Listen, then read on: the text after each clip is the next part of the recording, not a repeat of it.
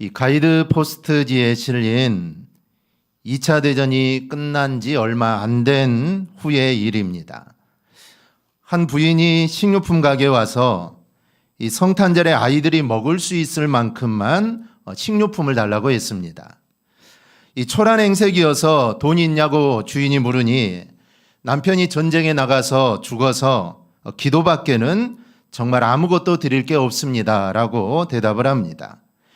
이 말을 들은 이 식료품 가게 주인이 기가 막히죠. 아니 돈 대신에 기도를 준다 하니 이 기가 막힐 일이 어디에 있습니까? 그래서 이 여인에게 망신을 줄 생각으로 이렇게 말하죠. 당신의 기도를 종이에 써주시오. 그러면 그 무게만큼 내가 식료품을 주겠소. 그자 부인은 접힌 노트 한 장을 주머니에서 꺼내 주인에게 건네주면서 우리 어린애가 지난밤에 아파서 내가 옆에서 병간호를 하며 기도를 적어두었지요 라면서 그 종이를 꺼내서 줍니다. 그 주인은 종이를 펼쳐오지도 않은 채 그가 늘 사용하던 큼지막한 양팔 저울에 한쪽에 기도가 적힌 종이를 놓고는 자, 이 기도가 얼마치의 식료품 무게가 되는지 한번 달아봅시다 라고 말하고 빵 한 덩이를 올렸는데 놀랍게도 저울이 꼼짝을 안 하는 겁니다. 분명 종이보다 이 빵이 더 무거울 텐데 이 꼼짝을 하지 않는 것이죠. 순간 주인이 당황해서 다른 식료품을 여러 개 올려놓았는데도 저울이 움직이질 않습니다. 그래서 주인이 당황을 하죠. 이 식료품 주인은 내가 준다고 약속을 했으니까 어쩔 수 없어서 아주 퉁명스러운 소리로 말합니다. 이제 저울에 더 이상 올릴 것이 없으니 이 저울 위에 있는 것은 당신이 담아가시오라고 이렇게 말을 합니다. 이 가난한 여인은 눈물을 흘리며 감사하다는 마음으로 돌아갑니다. 여러분 어떻게 된 일일까요? 하나님이 기적이 임했을까요? 저울이 고장난 겁니다. 저울이 고장났죠. 저울이 고장난 걸 얼마 후에 이 주인이 알게 됩니다. 그 주인은 생각하죠. 그때 일이 정말 우연의 일치일까? 왜 그 부인이 미리 기도를 써가지고 왔을까? 왜 부인이 왔을 때 늘 사용하던 저울이 고장이 났을까? 여러분 그때 그 부인이 적은 종이에는 이렇게 쓰여 있었습니다. 주여 오늘날 우리에게 일용할 양식을 주옵소서. 이 주인은 후에 이렇게 말하죠. 난 손해본 게 하나도 없습니다. 왜냐하면 그 일로 인해 나는 다시 신앙을 찾았으니 손해가 아닌 도리어 엄청난 이득을 얻었습니다. 성경은 우리에게 한결같이 기도의 응답을 말씀합니다. 그럼에도 우리는 기도하지 않습니다. 사실 기도를 못하는 사람은 없죠. 다만 기도를 안 하는 사람만 있을 뿐입니다. 그리고 기도를 하는 사람도 두 부류로 나눕니다. 하나는 기도의 응답을 믿는 사람이고 또 하나는 기도의 응답을 믿지 않는 사람입니다. 오늘 본문을 보면 다니엘이 나오는데 이 다니엘은 우리가 아는 것처럼 기도의 사람입니다. 근데 다니엘의 기도의 특징이 있습니다. 그것은 기도 응답에 상관없이 기도하는 사람이 다니엘입니다. 기도하면 하나님을 만나고 편안함을 누리니까 다니엘은 기도하는 것입니다. 즉 응답받는 것은 그 이후의 일이지 응답을 목표로 응답받기 위해서 기도하는 게 아니라는 것이죠. 기도를 통해 하나님을 만나는 시간이니까 그게 너무 좋아서 다니엘은 늘 기도하는 겁니다. 이 다니엘서 11장을 보니 다니엘은 기도합니다. 그런데 11장의 기도는 평상시에 기도와는 조금 다릅니다. 먼저 10장 1절을 보면 이렇게 되어 있습니다. 바사왕 고레스 제3년에 한 일이 벨드사살이라 이름한 다니엘에게 나타났는데 그 일이 참되니 곧 큰 전쟁에 관한 것이라. 다니엘이 그 일을 분명히 알았고 그 환상을 깨달으니라. 1절에 등장하는 고레스는 이스라엘을 해방시킨 이 페르시아 왕입니다. 역대 36장도 에스라 1장을 보면 고레스가 페르시아 왕의 원년이 된 그 해에 온 나라의 이스라엘 백성들은 조국으로 돌아가서 예루살렘 성전을 건축하라는 조서를 내립니다. 즉 해방시켜 주겠다는 것이죠. 그렇게 한 이유는 하나님이 고레스의 마음을 움직인 것이죠. 즉 하나님은 이스라엘이 바벨론의 포로로 끌려갈 때 하나님은 약속하셨습니다. 즉 70년이 지난 후에 너희는 고향으로 돌아갈 것이다. 근데 그 약속 그대로 70년이 딱 되자 하나님이 그 페르시아 왕의 마음을 움직여서 이스라엘 백성들을 해방시키고 그들을 고향으로 돌아갈 수 있도록 길을 열어준 것이죠. 그래서 그들은 고향으로 이제 돌아갈 수 있게 됩니다. 그런데 2, 3절을 보세요. 그때나 다니엘이 세 일의 동안을 슬퍼하며 새 이래가 차기까지 좋은 떡을 먹지 아니하며 고기와 포도주를 입에 대지 아니하며 또 기름을 바르지 아니하니라. 즉 21일 동안 기도합니다. 즉 다니엘의 21일 기도이죠. 그 당시 다니엘의 나이는 약 90세로 추정이 됩니다. 고령의 나이임에도 불구하고 그는 21일 동안 금식하고 슬퍼하며 하나님의 앞에 엎드려 그는 기도하고 있습니다. 그러면 왜 다니엘이 이렇게 슬퍼하며 기도하고 있느냐라는 것이죠. 이때는 고레스 왕이 기환을 허락한 지 2년이 지날 때입니다. 다니엘은 너무나 기뻤죠. 이제 고향으로 돌아갈 수 있으니까 얼마나 기쁘겠습니까? 그런데 실제 예루살렘으로 돌아간 사람은 5만 명 정도입니다. 사실 이스라엘 백성들은 세 차례에 걸쳐서 바벨론의 포로로 끌려옵니다. 멀리 보면 70년 전의 일이죠. 그러니 당시 대부분의 이스라엘 사람들은 바벨론에서 태어났고 또 그 바벨론의 생활 기반이 있어서 사실 이스라엘로 돌아간다는 것은 쉬운 일이 아닙니다.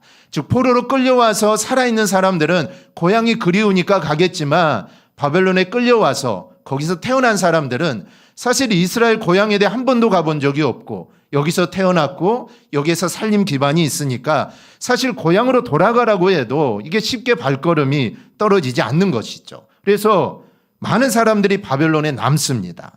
그런 모습을 보면서 이 다니엘은 마음이 너무 아팠던 것이죠. 그런데 여기 한 가지 슬픈 소식이 전해집니다.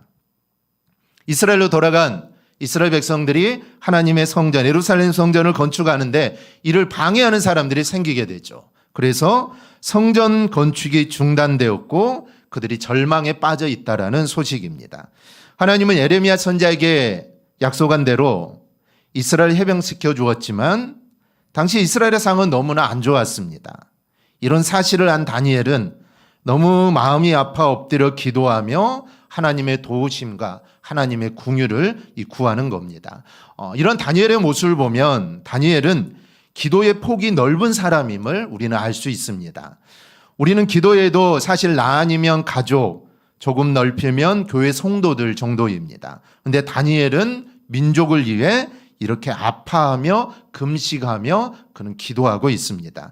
그러면 하나님은 21일 동안 좋은 음식과 고기도 먹지 않고 포도주를 입에 대지 않고 기름을 바르지 않고 기도하는 이 다니엘의 기도에 하나님 어떻게 응답하셨을까요? 오늘은 21일을 기도한 다니엘의 기도가 어떤 의미인가를 우리 함께 좀 살펴보겠습니다. 첫째, 기도하면 하나님을 만나게 된다라는 사실을 우리는 배우게 됩니다. 다니엘 10장 3절을 보니까 다니엘이 금식하며 슬픔 가운데서 기도한 지 21일째가 되는 날입니다. 이때 다니엘은 히데겔이라는 티그리스 강가에서 환상을 보게 되죠. 근데 그 환상 중에 영광스러운 모습을 한 한 사람이 나타납니다. 5절 6절입니다. 그때 내가 눈을 들어 바라본즉 한 사람이 세마포 옷을 입었고 허리에는 우바스 숭금띠를 띠었더라. 또 그의 몸은 황옥 같고 그의 얼굴은 번갯빛 같고 그의 눈은 햇빛 같고 그의 팔과 발은 빛나는 녹과 같고 그의 말소리는 무리의 소리와 같더라. 사실 엄청난 환상입니다. 말하자면 요한계시록 1장에 나오는 예수님의 환상, 즉 하나님의 환상을 오늘 지금 다니엘은 보게 됩니다. 이에 다니엘과 함께 있던 사람들은 사실 이 환상을 보지 못했고 그것에 임한 엄청난 힘 때문에 모두 다 떨며 도망가 숨게 됩니다. 그런데 환상을 본 다니엘은 갑자기 몸에 힘이 빠지고 얼굴이 창백해져서 곧 쓰러질 것만 같습니다.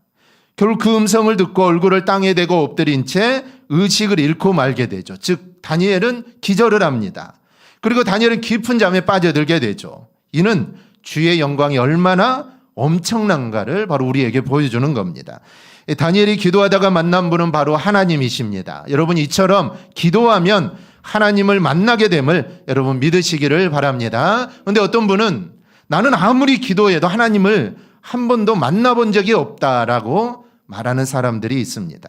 그러나 정확히 말하면 하나님을 만나지 못한 것이 아니라 하나님을 느끼지 못한 것입니다. 왜 기도하면서 하나님을 느끼지 못할까요? 하나는 욕심으로 구하는 기도를 했기 때문입니다. 야고보서 4장 3절입니다. 구하여도 받지 못함은 정욕으로 쓰려고 잘못 구하기 때문이라. 여러분 욕심으로 구하면 하나님 만날 수 없습니다. 또 하나는 기도하면서 하나님이 아닌 사람을 의식하기 때문입니다. 마태복음 6장 1절입니다. 사람에게 보이려고 그들 앞에서 너희 의를 행하지 않도록 주의하라. 그리하지 아니하면 하늘에 계신 너희 아버지께 상을 받지 못하리라. 그럼 어떻게 기도해야 될까요? 예레미야 29장 13절입니다. 너희가 온 마음으로 나를 구하면 나를 찾을 것이요 나를 만나리라. 즉 온 마음으로 하나님을 구하고 찾으면 여러분 반드시 하나님을 만나게 될 줄 믿습니다. 이 다니엘이 하나님을 만난 것도 그가 온 마음으로 기도했기 때문입니다. 즉 21일 동안 금식하며 기도했기 때문에 하나님을 만난 게 아니라 그가 전심으로 하나님을 구하고 하나님을 찾았기 때문에 하나님이 다니엘을 찾아오셔서 다니엘은 하나님을 만나게 된 겁니다. 이것이 바로 다니엘의 기도를 통해 배우는 첫 번째 메시지입니다. 우리도 이렇게 기도하기를 축복합니다. 여러분 기도할 때 전심으로 해야 합니다. 전심으로 하나님을 찾고 전심으로 기도해야 합니다. 내가 며칠을 기도하느냐, 아니 몇 시간을 기도하느냐, 아니 내가 금식하며 기도하느냐, 사실 이런 것도 중요하지만 정말 중요한 것은 전심으로 구하며 하나님을 찾는 것입니다. 그래서 내가 정말 짧은 시간이라도, 아니 내가 1분이라도, 아니 내가 2분이라도 내가 기도할 때 정말 내 모든 것을 다해 기도해야 합니다. 즉 이 기도 시간이 바로 내 인생의 마지막 기도 시간이다. 정말 이 기도 시간이 내 인생의 마지막이다라는 생각을 가지고 우리는 전심으로 우리의 모든 걸 다해서 우리는 기도해야 합니다. 그럴 때 하나님을 만나는 은혜를 입게 될 줄 믿습니다. 둘째로 기도하면 하나님의 만지심을 경험하게 된다는 사실을 배우게 됩니다. 보면 10절, 11절입니다. 우리 함께 보겠습니다. 한 손이 있어 나를 어루만지기로 내가 떨었더니 그가 내 무릎과 손바닥이 땅에 닿게 일으키고 내게 이르되 큰 은총을 받은 사람 다니엘아 내가 내게 이르는 말을 깨닫고 일어서라 내가 내게 보내심을 받았느니라. 아멘. 다니엘이 나라와 민족을 생각하니 사실 너무 가슴이 아팠던 겁니다. 그래서 기도하다가 환상을 봅니다. 그리고 환상이 너무나 엄청나서 그는 기절을 합니다. 그런데 누군가가 자신을 어루만집니다. 그 어루만짐에 정신이 돌아오게 되죠. 그리고 자신을 어루만졌던 그분이 자신에게 힘을 줍니다. 여러분 기도하면 이렇게 하나님을 만납니다. 주님이 가르쳐 주신 대로 기도하면 하나님을 만납니다. 그런데 왜 우리는 기도하면서 하나님을 만난 것 같은 느낌이 안 들까요? 이유는 믿음으로, 온 마음으로 기도하지 않기 때문입니다. 여러분 기도는 이 세상의 모든 것을 내려놓고 하나님께 집중하는 시간이 기도입니다. 그러니까 옆 사람을 신경 쓸 필요가 없다라는 것이죠. 신경 써서는 안 된다는 겁니다. 하나님께 집중하는 시간인데 옆 사람을 신경 쓰면서 기도하는 것은 그거는 기도라고 할 수가 없습니다. 그래서 온전히 하나님께 집중하는 것입니다. 집중하면 하나님을 만나게 됩니다. 예레미야 29장 13절 너희가 온 마음으로 나를 구하면 나를 찾을 것이요 나를 만나리라. 하나님 우리가 기도할 때 우리의 기도를 들으실 준비를 하십니다. 하나님은 낙심하여 로뎀나무 아래에 엎드려 있는 엘리야를 어루만져 주십니다. 그리고 낙심하여 기도하는 다니엘을 어루만지셨듯이 우리의 아픈 마음, 또 우리의 상한 마음을 하나님은 어루만져 주십니다. 기도하는 우리의 마음을 어루만져 주신다라는 것이죠. 여호수아 1장을 보면 모세가 죽고 난 후에 이스라엘의 지도자가 된 여호수아는 사실 두려움이 가득합니다. 그때 하나님이 9절에서 이렇게 말씀하십니다. 내가 내게 명령한 것이 아니냐 강하고 담대하라 두려워하지 말고 놀라지 말라 내가 어디로 가든지 내 하나님 여호와가 너와 함께 하느니라. 아멘. 함께 하시겠다는 겁니다. 즉 내가 너를 도와주겠다는 것이죠. 그러니까 걱정하지 말라라는 것입니다. 내가 너에게 맡긴 게 아니냐. 네 욕심으로 네가 하고 싶어서 명예를 갖기 위해서 네가 한 게 아니라 내가 너한테 맡긴 것이니까 내가 너를 책임지고 도와주겠다. 그러니 너무 걱정하지 말라는 것이죠.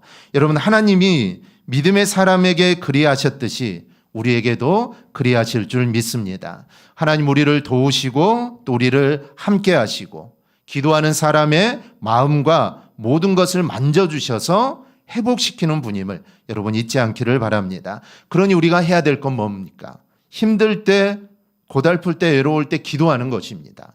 왜냐하면 그 마음을 하나님이 어루만져 주시니까 그런 마음이 들 때 여러분 기도해야 합니다. 기도하면 하나님이 어루만져 주신다라는 것이죠. 그래서 우리로 다시 한번 일어설 수 있도록 힘을 주십니다. 바로 이러한 회복의 은혜가 힘들어 지쳐있는 우리 모두에게 임하기를 축복합니다.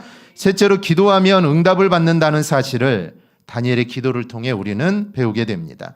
본문 12절, 14절 상반절은 좀 특별합니다. 하나님은 다니엘의 기도를 첫날부터 들으셨습니다.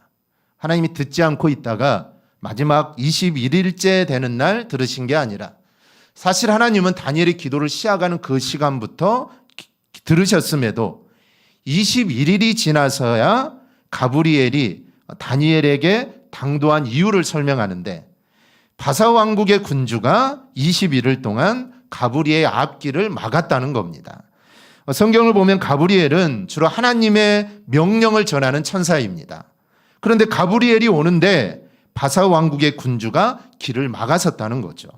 여기서 바사 왕국의 군주란 문자대로 해석하면 바사 제국의 통치자라고 할 수 있는데 실제로는 바사를 배후에서 지배하는 악한 영들을 의미합니다. 이는 하나님이 다니엘을 돕기 위해 가브리엘을 보냈는데 악령이 방해함으로 가브리엘이 늦게 도착했다는 것이죠. 하지만 미가엘이 와서 가브리엘을 도와주었기 때문에 다니엘에게 올 수 있었다라는 겁니다.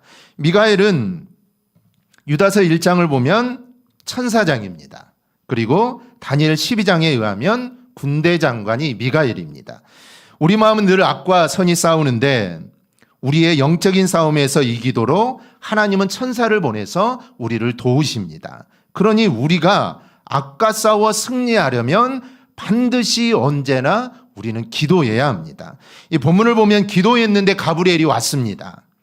가브리엘은 다니엘을 도우러 왔고 기도 응답을 가지고 온 겁니다. 즉 하나님이 가브리엘에게 기도 응답을 주어서 다니엘에게 전해 주어라 라는 것이죠. 여러분 생각해 보십시오. 이 얼마나 엄청나고 이게 신비한 경험입니까? 기도하니 하나님의 천사가 옵니다. 이런 놀라운 경험이 또 어디 있습니까? 그런데 이런 놀라운 일이 오늘 우리에게도 일어난다라는 사실입니다. 한동안은 성도가 천사를 동원할 수 있다는 천사 동원론을 주장하는 사람들도 있었습니다. 이 말을 우리가 믿지 않더라도 하나님은 우리에게 천사를 보내서 하나님의 일을 하시게 하는 것은 이거는 분명한 사실입니다.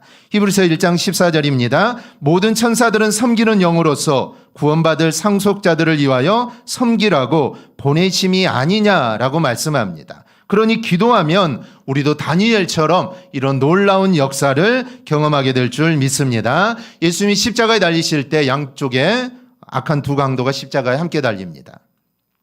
이 사형이라는 끔찍한 형벌을 받는 순간이지만 사실 역으로 생각해 보면 예수님과 아주 가까이 있으니까 사실 구원받을 수 있는 아주 좋은 기회입니다.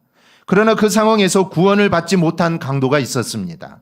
한 강도는 하나님의 나라가 임할 때 저를 기억해 달라고 하면서 그 강도는 구원을 받습니다. 그런데 한 명의 강도는 예수님을 조롱하죠. 예수님께 아무것도 구하지 않습니다. 정말 옆에 계시니까 말 한마디만 하면 주님이 다 들어줄 텐데 이 강도는 아무것도 주님께 구하지 않습니다. 결국 구원받지 못합니다.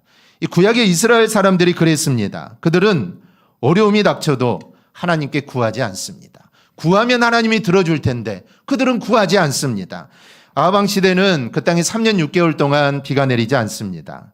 그러나 그들은 하나님께 구하지 않죠. 그들은 누구한테 구합니까? 바알에게 구하죠. 바알에게 비를 달라고 그들은 매일매일 구합니다. 이스라엘 사람들의 그런 삶의 태도가 계속되는 것이죠. 하나님께 기도하지 않는 이스라엘을 향해 하나님 스가랴 10장 1절에서 이렇게 말을 합니다. 봄비가 올 때 여호와 곧 구름을 일게 하시는 여호와께 비를 구하라. 무리에게 소낙비를 내려서 밭의 채소를 각 사람에게 주시리라.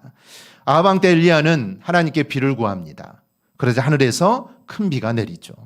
예수님이 세상에 사시던 때에도 대부분의 사람들은 예수님을 무시했습니다.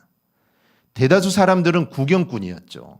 그러나 예수님께 자신을 부탁하며 구원을 청하고 또 도움을 청하는 사람은 주님은 절대로 외면하지 않으시고 그 사람들의 도움을 다 받아주셨습니다. 즉 구하는 자는 주님은 다 이루어 주었다는 것이죠. 즉 구하지 않아서 문제지 구하기만 하면 주님은 그들에게 다 도움을 주었다는 겁니다. 어떤 이는 구원을 받았고 어떤 이는 병을 고침받는 은혜를 받았습니다. 그러나 예수님께 구하지 않는 사람은 은혜를 받지 못했습니다. 그 차이는 예수님께 구하느냐 구하지 않느냐 여기에 있습니다. 지금도 마찬가지입니다. 이사야 55장 6절은 너희는 여호와를 만날 만할 때에 찾으라 가까이 계실 때 그를 부르라 라고 말씀합니다. 여러분 하나님을 찾고 하나님을 부르시기를 바랍니다. 그러면 하나님이 만나주십니다. 왜 만나주시느냐? 약속하셨기 때문이죠. 그래 거기에서 만나자. 어디에서 어떤 장소에서 우리가 친구들과 그래 몇 시 몇 분에 그곳에 만나자. 우리가 약속을 하면 그 자리에 가면 그 친구를 만나는 것 아닙니까? 하나님도 마찬가지입니다. 너희가 기도하고 구하면 내가 너를 만나주겠다라고 했으니까 기도하는 게 하나님을 만나는 조건입니다. 즉 기도하면 하나님 그곳에 와 계신다는 것이죠. 내가 약속했으니까 그 시간에 내가 너를 만나주겠다고 했으니까 기도하기다 하면 내가 그곳에 가겠다는 겁니다. 그래서 내가 너를 만나주겠다. 그리고 너 기도를 내가 들어주겠다라는 것이죠. 신실한 하나님을 신뢰하며 우리 모두 정말 어려움이 있고 힘든 일이 있을 때마다 그 기도에 응답해 주시고 또 나를 위로해 주시는 나를 어루만져 주시는 하나님께 기도하는 우리 모두가 꼭 될 수 있기를 바랍니다. 그래야 하나님의 은혜를 늘 경험하며 살아가기를 주님의 이름으로 축원합니다. 아멘. 우리 찬양 하나